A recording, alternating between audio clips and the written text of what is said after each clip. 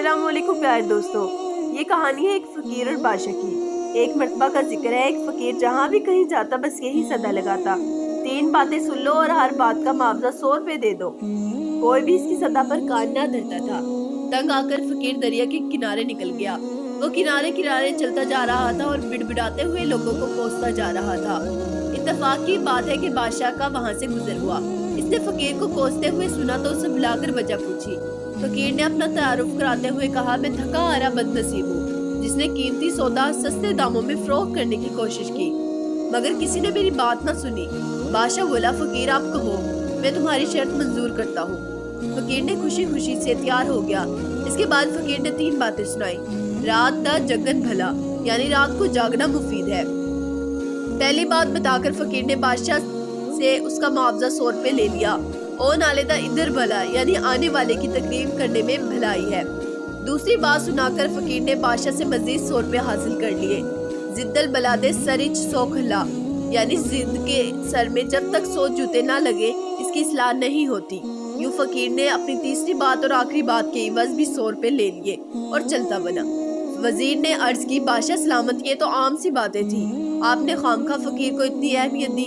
बादशाह ने कहा, बात को नहीं देखते, बात के अंजाम को देखते हैं। अब तीनों बातों की हकीकत मालूम करने के लिए बादशाह भेस बदल कर रात को महल से निकल पड़ा। इसे 2 औरतों की आवाज सुनाई दी, एक हंस रही थी और एक रो रही थी। बादशाह ने बाहर से आवाज दी। वो बोली, कौन? बादशाह ने कहा, पहरेदार। वो कहने लगी, जा चला जा, मैं हंस रही हूँ, मेरा नाम तदबीर है, और जो रो रही है इसका नाम तकदीर है।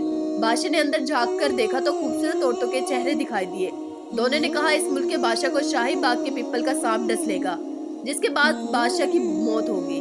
बादशाह वहाँ से रुखसत होकर सीधा अपने महल में पहुंचा। अब वो इस बात की सदाकत को परखना चाहता था। इसने शाही खजाने से सदाकत और खैरात शुरू कर दी। इसने सांप के मुतालिक सोच रखा था। इसने पीपल से महल तक का रास्ता बनवाया और इस पर कपास बिछा दी। इस रास्ते के दोनों तरफ फूलदार पौधे लगवाए और सांप का इंतजार करने लगा। एक खास वक्त पर सांप पीपल की शाखों के दरमियान से निकला और जमीन पर छलांग लगा दी। महल तक का रास्ता सांप ने इंतहाई आराम से तय कर लिया। सांप इस बंदोबस्त से बहुत खुश था। महल में पहुंचा तो बादशाह नफल पढ़ रहा था। सांप ने फनकारते हुए आमद का यूं ऐलान किया, ऐ जमीन के टुकड़े के बादशाह, मैं आ गया हूँ। बादशाह ने सुकून से नवाफिल की अदायगी जारी रखी। जब नवाफिल खत्म हो गए तो आखिरी नफल का सलाम फेर कर सर झुका लिया और बोला, लो रब का हुक्म पूरा करो।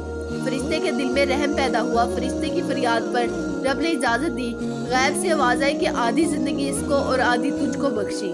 सांप हमला आवर होने की बजाय वापस रवाना हुआ। बादशाह ने सांप से कहा, मेरे लायक कोई खिदमत हो तो बताओ। सांप ने जवाब दिया, खिदमत वही जो अर्ज पूरी होने से पहले की जाए।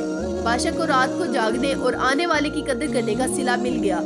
अब फकीर की तीसरी बात आजमाने के वक्त आन पहुंचा। दोपहर के वक्त बादशाह अपनी मलका के साथ 7वीं मंजिल पर बैठा था। नीचे शहर दिखाई दे रहा था। ये वो जमाना था जब जानवर भी इंसानों की तरह बोलते थे। एक रूठी हुई भेड़ ने छतरे से कहा, अगर तुम इस वक्त घास ले आओ तो मैं मान जाऊंगी। छतरे ने 3 छलांगे लगाई लेकिन कामयाब ना हुआ।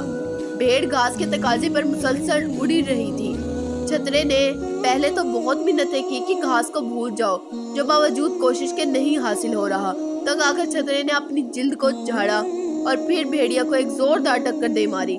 बस टक्कर का लगना था कि भेड़ ने दर्द से निडाल होकर सर झुका लिया और जिद तर्क कर दी। बादशाह ये मंजर देखकर हंस पड़ा। मलका ने हंसने की वजह पूछी। बादशाह ने सिर्फ इस कदर जवाब दिया, इंसान बेहतर कोठी, दिल बेहतर कोठी। बादशाह ने कहा, कोई बात नहीं, जाने दो। मलका ने झुंझलाकर ताश के पत्ते फेंक दिए और कहा, अगर कोई बात नहीं तो फिर जाओ, नहीं खेलती मैं ताश। मलका की हर दर्मी देखकर बादशाह तैश में आ गया। इसने गुस्से की हालत में 100 मरतबा जूती मलका के सर में दे मारी। मलका बेहोश होकर गिर पड़ी। इस वाक़े के बाद मलका आज से किसी हाल ना पूछेगी और ना ही कभी अधूरी बातों का मतलब पूछेगी। इस तरह फकीर की तीसरी बात की सच्चाई भी बादशाह पर आश्कार हो गई। दोस्तों, अगर आपको हमारी स्टोरीज अच्छी लगे तो हमारे चैनल बी स्टोरीज को सब्सक्राइब करें। अल्लाह हाफिज।